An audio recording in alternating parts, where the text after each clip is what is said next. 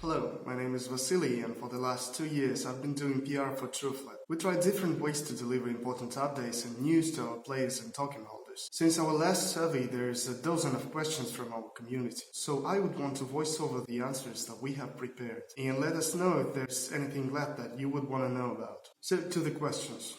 Question 1. What's your monthly burn rate with salary and management? And what's the headcount today? On the whole, our monthly expenses come from $90,000 to $130,000 a month, and 70% of this goes to salaries. Our team today is around 20 developers, 2 math creators, 6 designers, 3 support managers. Question 2. How much is spent on everything else, including marketing, affiliate, trade shows, travel, and etc.? So the rest of the spending is multi-purposed, beginning from our rentals, and we rent 4 offices in different cities. Every unit is optimized for different departments, like game development, design, or marketing. Since it was difficult and eventually more expensive to gather all employees under one roof without relocating them. We also spent on translating services, PR, consulting, some freelance stuff. Moreover, we have many fees, like server fees, software fees, lots of banking fees. Of course, we do some business trip, though that's a matter of economy. We take part in multiple European iGaming show, which is pricey but still very important. And surely our marketing expenses. While we had just several games in operation, the user engagement costs were not in our favor. Basically, every user cost us more than this user would ever bring in. So we stopped buying traffic in December 2018. Starting in August, we'll be spending around $50,000 monthly to buy traffic, and we will gradually increase this budget to around $100,000 by the end of 2019. Surely we aim to pay back this investment as soon as possible. Another source of expenses would be our legal.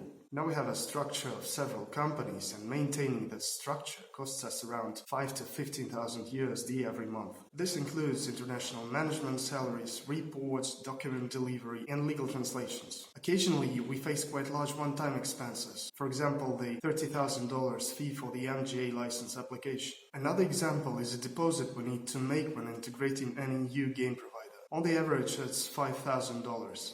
Next question. What's the current cash runway and your plan to raise money in the event you have to?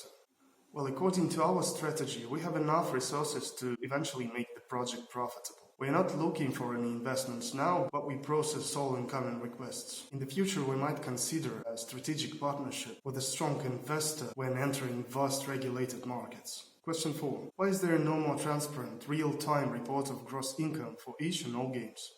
Our previous software setup meant that we should manually gather, put together, and publish all the information that we shared. This demanded lots of resource. Adding content from more than 30 providers and more data sources meant that systems should change. We totally reworked the token holder page, and we added more than 20 metrics there. And in late Q3, we will launch it with detailed and daily updated info. The up-to-date data for the current quarter is still available at tfl.truthlet.io.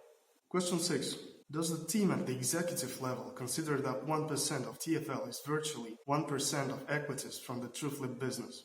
Truthlet tokens are utility tokens, letting you take part in Master Flip, which is a special chance game distributing rewards from the token holder fund. Initially, 10 to 15% from the lottery ticket sales should fulfill this fund. By now, it has been fixed to 15%. Moreover, Truthlet.io becomes a full-scale casino brand, hosting hundreds of game titles, and 15% of these games and GR goes to the fund as well. Also, we established a B2B game dev unit, and we added 15% of its net profits to token holder fund as well. So now there are 3 sources to fulfill the token holder fund instead of the initial 1 source. Surely we want to keep TFL liquid and have a healthy tokenomics. We want to launch a similar program to what KuCoin and Binance do in regard to their tokens. And our legal team now works on its compliance with international law. Also, 3 token holders had questions on converting TFL into our equities. We will be ready to discuss these options once KYC, AML, and NDA has been applied to them. This opportunity is available only to major token holders who hold at least 3% of the overall volume. Question 7. Do you have plans to list your token on other crypto exchanges of the top level? Well, I would say that the overall slowdown, the so-called crypto winter in 2018, was obvious for all of us. That actually led many ICO projects to closing their doors forever. The few survivors, including us, faced the significant changes in the crypto environment. Now, any token listing beside the top 3 exchanges won't influence the token price. Therefore, we don't develop this branch anymore. KuCoin stays our home exchange and totally suits this role, and we maintain good relations with their team.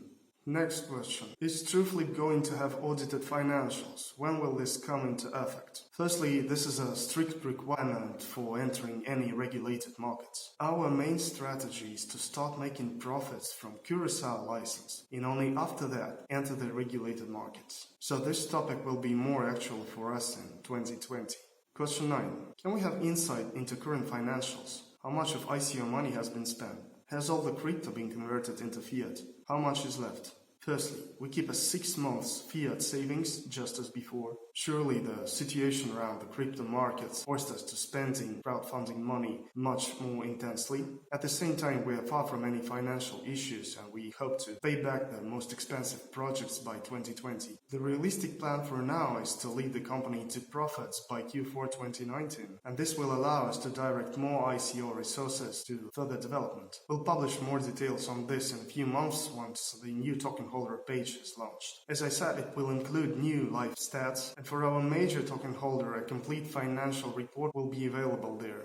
Question 10. What licenses did you apply for? Do you have any estimates for obtaining those licenses? Yes, for now, the goal is to acquire the MGA document in Q3 this year. This one is a B2B license solely for our game dev unit. Regarding an additional B2C licensing, our legal and business development teams now consider regulated markets such as Switzerland, Netherlands, and Spain, though we don't have any structured plans for now. We also think about engaging some local partners to serve our interests, but only those with high quality and legal approach.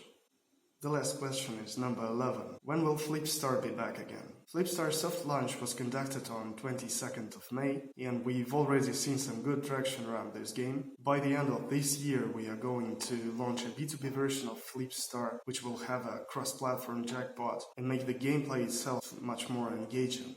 By now, these seem to be all questions that we have from our community. Still, in case you have any questions left, make use of our direct contacts that you will find at trueflip.tech and trueflip.io. Thanks a lot for your time, and of course, good luck.